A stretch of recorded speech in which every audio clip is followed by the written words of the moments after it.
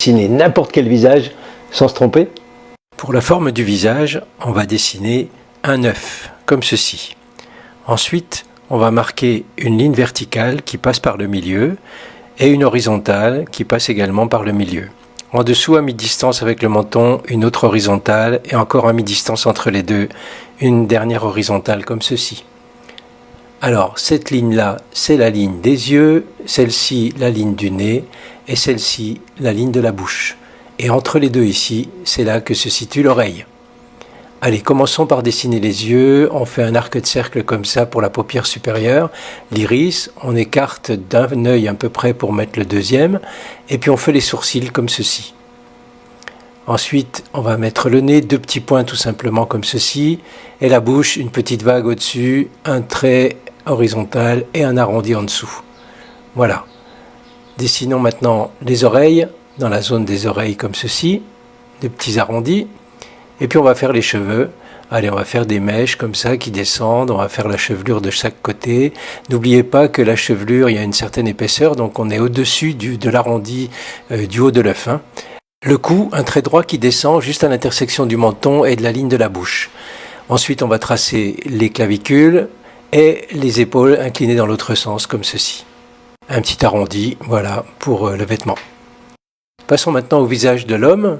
Eh bien, le principe est le même. On part du dessin d'un œuf. On va tracer une verticale qui passe par le milieu, une horizontale également médiane, et puis entre les deux ici, une autre et encore une autre, de la même façon. Voilà pour nos repères. On commence par dessiner un œil, un arrondi, l'iris. Un écart identique à un œil entre les deux, les sourcils plus épais comme ceci. Le nez, cette fois-ci, voilà, on fait une petite vague comme ça. On fait la commissure des lèvres et la lèvre inférieure comme ceci. Les oreilles dans la zone des oreilles, comme ça. Et puis on va faire les cheveux, un peu des mèches comme ça de chaque côté.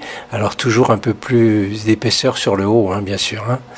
Voilà, le cou toujours au même endroit, intersection de la ligne de la bouche et du menton. Puis cette fois, on va dessiner les muscles du cou comme ça, les clavicules et les trapèzes inclinés dans l'autre sens.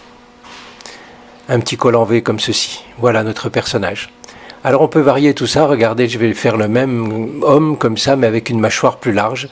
Donc j'élargis la mâchoire en bas. Vous voyez, l'œuf n'a plus trop la forme d'un œuf. Je fais les mêmes courbes. Je dessine les mêmes repères, les yeux, le nez, la bouche, les oreilles, la chevelure comme ceci, voyez-vous. Et là, tout de suite, on a une allure un peu différente, le cou.